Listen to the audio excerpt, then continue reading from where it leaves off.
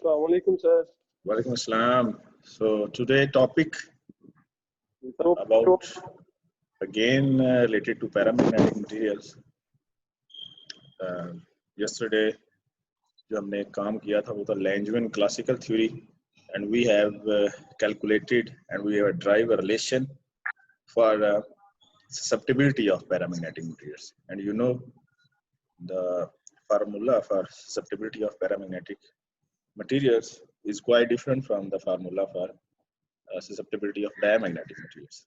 And here in this case, for paramagnetic materials, susceptibility depends upon temperature as well as magnetic moment inside the material. And you see, we drive a relation for susceptibility, that's C over T.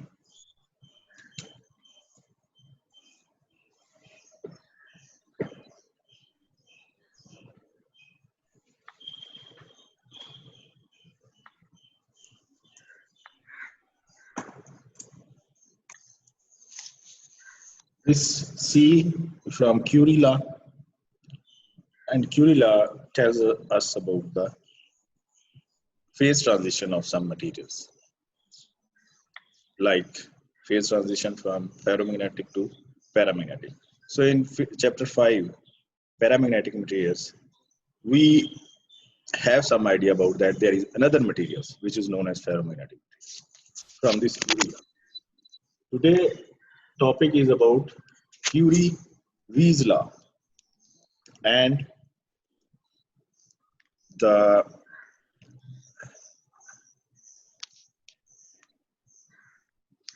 Curie-Weiss law as well as quenching of orbital angular momentum. ये आपने अपने previous classes में पढ़ा था कि let me wrote here in the topic. Sir आवाज नहीं आ रही सर। आवाज नहीं आ रही? सर आवाज नहीं आ रही। आ रही है सर। हैं? आ रही है? हमें आ रही है। हमें तो आ रही है सर। आ रही है सर, यार। आ रही है। इनका नेटवर्क प्रॉब्लम होगा सर। नेटवर्क का कोई इशू है। The Curie-Weiss law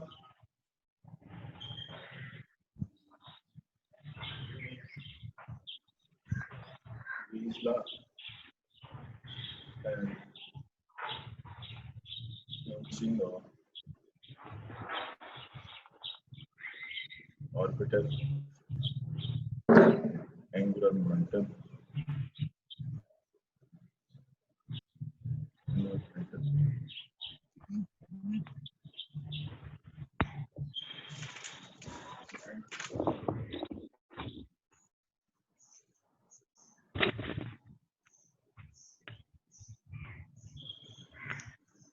नंबर 3 पे हम पढ़ेंगे Pauli paramagnetic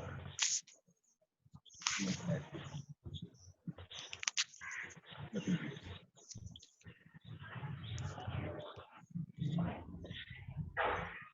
So today we will focus on the Curie-Weiss law, quenching of orbital angular momentum, and Pauli paramagnetic materials. You see here that paramagnetic materials, then there is a type of another paramagnetic material which is known as Pauli paramagnetic. So yesterday we calculated this relation C over T. So why we need the Curie-Weiss law? Curie-Weiss, actually Weiss give us a pure accurate picture for the existence of magnetic moment inside the material and why some magnetic moment align itself. ये हमें Curie जो वीज था उसने हमें इसकी picture जो है ना वो क्लियर की। उससे पहले हमें पता चल गया था कि जो मैग्नेटिक मूवमेंट है, अगर मैग्नेटिक मूवमेंट है रैंडमली ओरिएंटेड लास्ट टाइम ऐसे जैसे हमने देखा था कि पैरामैग्नेटिक मटीरियल में randomly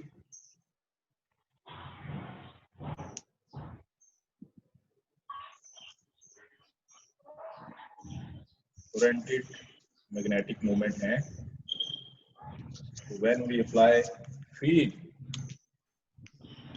and we have observed that field in upward direction, few of the magnetic moment rotate along the direction of applied field, and from this mathematical calculation we derive this relation. Susceptibility for paramagnetic materials, and here you see C किसके equal था? हाँ जी, बात तो आज आया नहीं। C बताया किसके इक्वल था? मुज्तबा सर ये क्यूरी वीज लॉ है।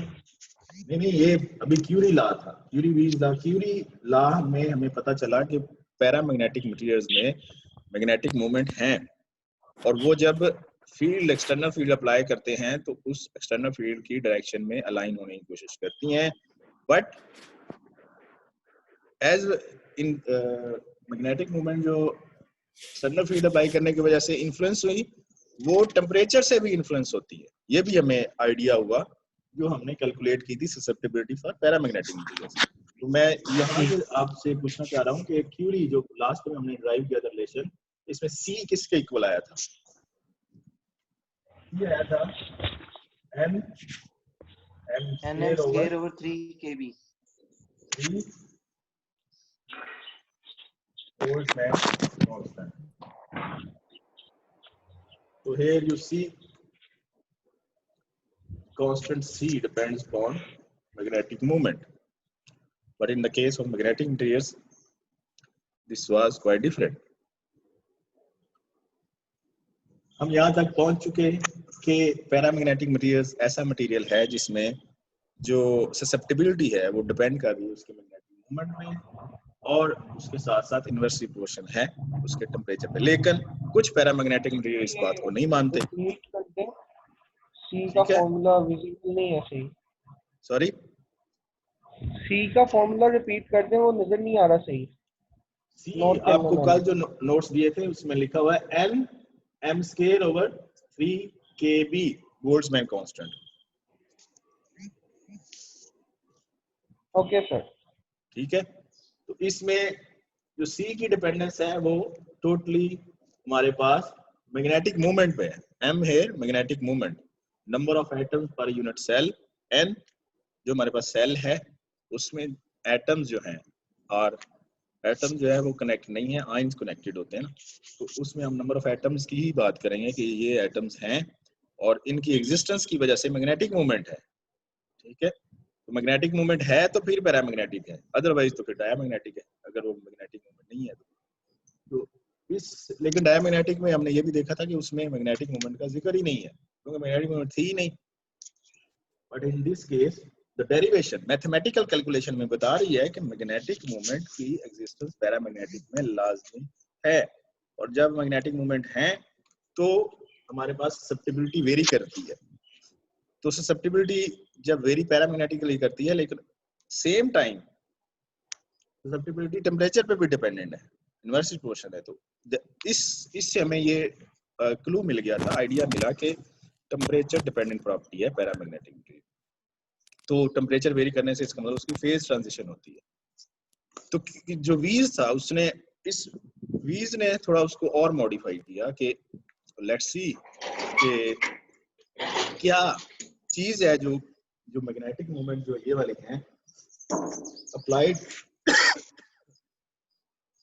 फील्ड अप्लाई करें तो उसके इन्फ्लुएंस से वो उसकी तरफ अलाइन होने की कोशिश करती है। लेकिन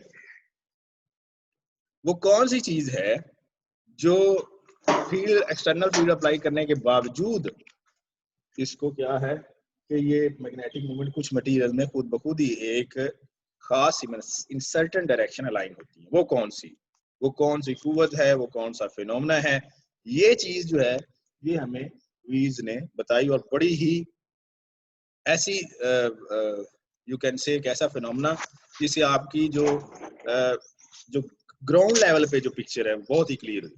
ये वीज ने हमें आइडिया दिया था। तो लेट्स स्टार्ट टुडे कि वीज ने हमें क्या डिफरेंट बताया in spite of Curie law.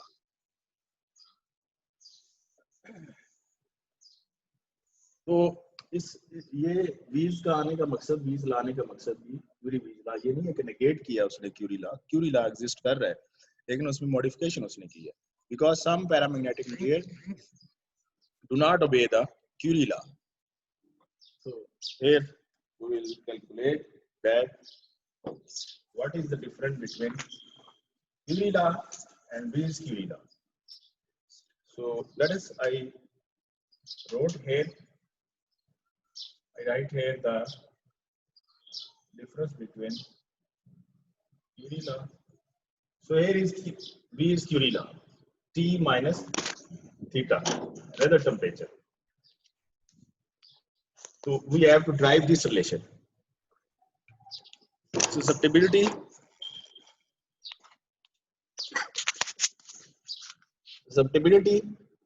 जो इक्वल टू है क्यूरी लॉ और temperature minus theta. So we will see what is the difference between this calculation and this calculation. तो क्यूरी वीज लॉ ने फिर इस पूरे पैरामैग्नेटिक की डिस्कशन में ये बताया हमें कि there is internal field we have. आपको पता है आपने क्या किया है कि तो मटेरियल इधर बनाया था जो है उसको एक्सटर्नल फील्ड अप्लाई की. ये एक्सटर्नल फील्ड है, राइट. तो एक्सटर्नल फील्ड अप्लाई करने से कुछ मैग्नेटिक मोमेंट अलाइन हुई इसकी डायरेक्शन में, लेकिन कुछ ऐसी भी फोर्स है जो मैग्नेटिक मटेरियल्स की मैग्नेटिक मोमेंट को एक तरफ अलाइन करके रखती हैं, और वो फेज ट्रांजिशन कहलाती है कि ये एक खास टेम्परेचर पे जाके, सपोज हमारा ये जो टेम्परेचर है यहाँ पे वो 100 केल्विन है या 200 केल्विन है, अगर हम टेम्परेचर को बढ़ाते हैं तो वही मटेरियल पैरामैग्नेटिक बन जाता है, या वही मटेरियल हम कम करते हैं तो एक खास टेम्परेचर पे जाके वही पैरामैग्नेटिक मटेरियल जो है वो फेरोमैग्नेटिक बन जाता है. नया जो चैप्टर हमारा नेक्स्ट चैप्टर है उसमें फेरोमैग्नेटिक को डिस्कस करते हैं, लेकिन basically paramagnetic material also giving the idea about the ferromagnetic material. तो फेरोमैग्नेटिक मटेरियल में क्या है कि हम उस किसी भी मटेरियल के टेम्परेचर, क्योंकि हमने कहा कि ये टेम्परेचर डिपेंडेंट प्रॉपर्टी रखता है पैरामैग्नेटिक मटेरियल, तो उस टेम्परेचर को एक सर्टेन लिमिट पे लाते हैं तो क्या होता है कि वो पैरामैग्नेटिक से चेंज होके फेरोमैग्नेटिक पे आ जाता है. तो फेरोमैग्नेटिक में क्या कंडीशन है कि उसकी सारी की सारी जो मैग्नेटिक मूवमेंट है वो एक तरफ अलाइन है. तो वो कौन सी फोर्स है जो एक खास टेम्परेचर पे आके बगैर एक्सटर्नल फील्ड अप्लाई किए हुए इन सारी मैग्नेटिक मूवमेंट को एक खास अलाइन कर लें, इसका अंदाजा लगाना है. और इसको ही इसकी खोज लगाई है वीज ने, और इसकी खोज ने एक ऐसा बेंचमार्क सेट किया कि उसके बाद हमने यही मैग्नेटिक मूवमेंट को यूज करते हुए बहुत सारे डिवाइसेस में जो है उसको यूटिलाइज किया इन डेली लाइफ, और उससे बहुत सारा फायदा जो है ना वो मिला.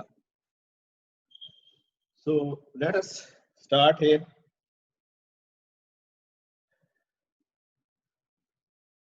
वो कौन सी फील्ड है जो कि ये एक्सटर्नल फील्ड है, नजर आ रही है,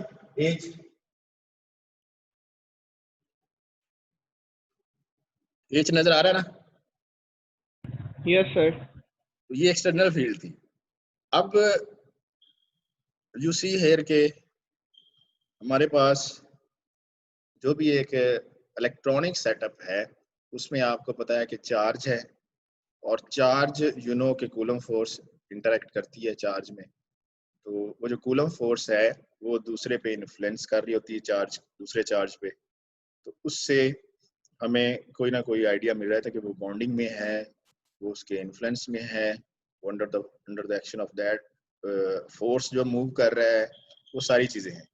तो यहाँ पे वीज ने भी यही जो आइडिया दिया कि there is a field which is known as molecular field.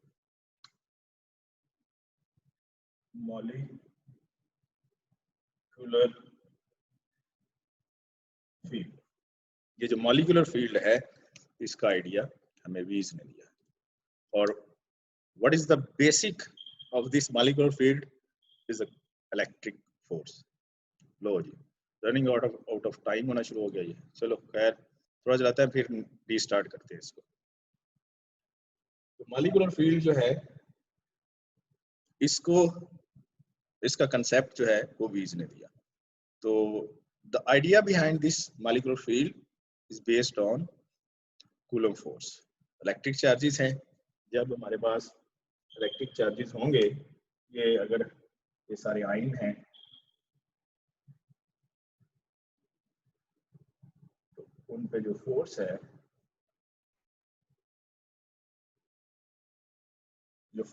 वो कूलम फोर्स ही एक दूसरे पे चार्जेस की वजह से लग रही है। तो इस मॉलिक्यूलर फील्ड की बेस जो है वो किस पे है? कूलम फोर्स पे। इलेक्ट्रिक फोर्सेस जो है उस पे बेस कर रही है। तो इसका मतलब है कि जो मैग्नेटिक मूवमेंट है उसके अंदर जो अट्रैक्शन हो रही है उसकी मदर भी कूलम फोर्स ही है। ये नहीं है कि आप कहें कि ये जो फोर्स है ये कहीं और से ड्राइव हो रही है या इसका कंसेप्ट कहीं और है, क्योंकि अट्रैक्शन तो आपस में इलेक्ट्रिक फोर्सेस की ही है इसमें। तो here the molecular field, here the wording he wrote, Wies explained, उसने कहा कि they are just reorient by the applied magnetic field. Wies explained the Curie-Wies behavior by populating the existence of internal interaction between localized movements, which he called as molecular field. उस वक्त अभी उसने speculate नहीं किया कि ये molecular field है। अभी ये सारा कंसेप्ट जो है ना अभी प्रोसेसिंग में ही था कि क्योंकि इलेक्ट्रॉन के बारे में, चार्जेस के बारे में, डिफरेंट बारे में अभी तक थ्योरीज आ रही थी, लेकिन उसने आइडिया लगाया कि there is certain internal field which reorient themself and in the direction upward direction. तो ये मॉलिक्यूलर फील्ड को फिर उसने रिप्रेजेंट किया एच डब्ल्यू से। ये वी डब्ल्यू जो है उसके नाम से वी से है। दैट्स मीन कि हमारे पास अब जो फोर्सेस है, जो एक्सटर्नल फोर्सेस हैं और जो इंटरनल फोर्सेस हैं, वो कुछ इस तरह की होगी और इसके इक्वल उसने लिखा कि ये गामा और मैग्नेटाइजेशन के इक्वल है। ठीक है जी। क्यों इक्वल है? यू सी कि एक्सटर्नल फील्ड जैसे हम किसी मटेरियल पे अप्लाई करते हैं तो उसकी मैग्नेटाइजेशन में वेरिएशन आती है कि नहीं आती? जी सर, आती है। Because magnetization tells us about the magnetic moment per unit volume. तो मैग्नेटाइजेशन, अभी हमने कहा कि magnetic moment per unit volume, अगर मैग्नेटिक मोमेंट किसी मटेरियल में है तो उसमें मैग्नेटाइजेशन है। और अगर मैग्नेटिक मोमेंट एक खास डायरेक्शन में ओरिएंट और रीओरिएंट हो रहे हैं तो एक्सटर्नल फील्ड अप्लाई की थी। तो यहाँ पे जो इंटरनल उसकी फील्ड है, जो वीज मॉलिक्यूलर फील्ड है, उसको उसने डायरेक्टली इक्वेशन लिखा कि गामा m के इक्वल है, where gamma is molecular field constant and m is a magnetisation. कि मॉलिक्यूलर फील्ड ज्यादा होगी तो मैग्नेटाइजेशन क्या होगी? बोलो। ज्यादा ज्यादा होगी सर। ज्यादा होगी। नहीं, ज्यादा ज्यादा होगी, मैग्नेटाइजेशन direct relation है। डायरेक्टली प्रोपोर्शनल है सर। डायरेक्टली प्रोपोर्शनल है, बिकॉज मॉलिक्यूलर फील्ड का मतलब है कि उसमें इंटरेक्शन ज्यादा है आपस में। तो जब इंटरेक्शन ज्यादा है, एक्चुअली जी ये सर। फोर्स ही है, ये फोर्स ही है जो कि हमें मैग्नेटाइजेशन मैंने अभी बात की थी। Magnetization is the magnetic moment per unit volume. ये हमने पिछले चैप्टर में पढ़ा था यस सर। कि मैग्नेटाइजेशन जो है, magnetisation m is equal to magnetic moment per unit volume। तो magnetic moment per unit volume, जितनी मैग्नेटिक मोमेंट ज्यादा होगी मैग्नेटाइजेशन ज्यादा होगी। और मैग्नेटिक मोमेंट अगर स्ट्रॉन्ग है, पैरेलल है, देखो ना पैरामैग्नेटिक में रैंडमली ओरिएंटेड थी, मैग्नेटाइजेशन कम थी। अगर ये एक पैरेलल है, एक खास डायरेक्शन में है, तो उनमें इंटरेक्शन ज्यादा है। अगर इंटरेक्शन ज्यादा है तो मैग्नेटाइजेशन ज्यादा है, और जब मैग्नेटाइजेशन ज्यादा है तो इसका मतलब मॉलिक्यूलर फील्ड भी ज्यादा है। तो ये सारे रीजन इसका, दैट्स मीन कि we have internal field which is molecular field. तो जो अब हमने एक्सटर्नली फील्ड भी अप्लाई की है और उसके अंदर इंटरनल फील्ड भी है, इसका फार्मूला फिर हम कैसे लिखेंगे कि जो टोटल फील्ड है ये इलेक्ट्रिक फील्ड की तरह ही है ये वहां पे इसके फंडामेंटल जो है इलेक्ट्रिक फील्ड पे, क्योंकि जो हमारे पास मटेरियल है उसमें आयन्स ही हैं। जो हमारे पास लेटस है, ये सपोज लेटस है, तो ये एटम जो है ये बॉन्ड है एक दूसरे के साथ, इसके ऊपर चार्ज है प्लस प्लस प्लस। अगर चार्ज है तो भी अब नेक्स्ट जो टॉपिक मैंने बताया quenching of orbital angular momentum. Quenching of orbital angular momentum का मतलब है कि आपने प्रीवियस क्लासेस में सुना था कि we only consider the magnetic moment is due to spin. Why? ऐसा क्यों है कि हम ऑर्बिटल की मैग्नेटिक मोमेंट नेग्लेक्ट करते हैं, हम न्यूक्लियस की नेग्लेक्ट करते हैं, सिर्फ और सिर्फ स्पिन जो इलेक्ट्रॉन है उसी की ही मैग्नेटिक मोमेंट कंसीडर करते हैं। वो इस टॉपिक में बड़ी क्लियर करेगी, लेकिन उसकी बेस जो है वो कूलम फोर्स पे ही है, क्योंकि हमारे पास जो आयन्स हैं वो उसी फोर्स के अकॉर्डिंगली बॉन्ड है। तो coulomb force is the mother of that force. इन्हीं की फोर्स से जो इंटरेक्शन हो रही है वो कूलम इंटरेक्शन की वजह से ही हो रही है। जी अली, यस सर, ठीक है। ठीक है ना? तो ये बेस उसी पे कर रहा है, कूलम फोर्स पे। कूलम फोर्स चार्जेस के दरमियान है और वो कूलम फोर्स की वजह से वो एक दूसरे पे इन्फ्लुएंस कर रहे हैं। तो चूंकि उधर मैग्नेटिक मूवमेंट है, एंड मैग्नेटिक मूवमेंट मैंने लास्ट टाइम बताया था शुरू चैप्टर्स में, तो वो अनपेड इलेक्ट्रॉन की वजह से होती है उनके सब शेल में। तो अगर मैग्नेटिक मूवमेंट भी है और उनमें ये इस तरह की फोर्सेस तो डेफिनेटली एग्जिस्ट करती हैं, तो फिर क्या होगा कि उसमें एक इंटरनली फील्ड जनरेट होगी जिसका नाम है मॉलिक्यूलर फील्ड। और वो मॉलिक्यूलर फील्ड अब किसके इक्वल है? वो है, अब टोटल जो फील्ड है is equal to molecular field plus जो फील्ड हम एक्सटर्नली अप्लाई कर रहे हैं मटेरियल के ऊपर। ठीक है, उसके ऊपर हम अप्लाई कर रहे हैं एक्सटर्नली फील्ड, और उसके अंदर जो एक फील्ड पैदा हो रही है, तो अगर फील्ड ज्यादा है तो उसकी टोटल जो फील्ड है ये जो वो ज्यादा होगी। अगर फील्ड ज्यादा हो जाएगी तो हम कहेंगे कि ये एक तरफ फेरोमैग्नेटिक की तरफ जा रहा है material. As we know from the previous section that susceptibility from the Curie law C/T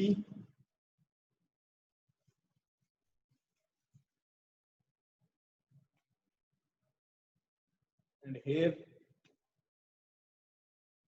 we can write here HW, H total is equal to gamma m। HW की जगह पिछली जो इक्वेशन थी उसमें से gamma लिख दिया और ये H ही है। तो हम इस रिलेशन को थोड़ा सा मॉडिफाई करते हैं, तो ये बन जाएगा m/h plus gamma m is equal to C/T।